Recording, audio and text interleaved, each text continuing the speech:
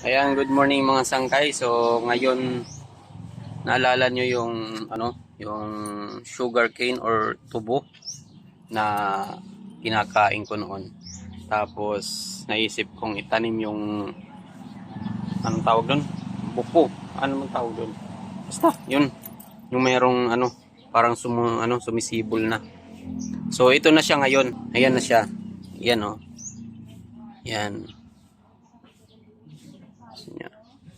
Yan yon. Yan siya. Ito medyo mataas na. So, buhay na siya. Yung isa, wala pa. Ayan o.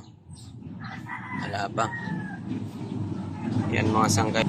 So, yan mga sangkay, antay pa tayo ng siguro 1 linggo. O 1 linggo. Ililipat na natin doon sa yung pangmatagalan ng talagang pagtataniman sa kanya.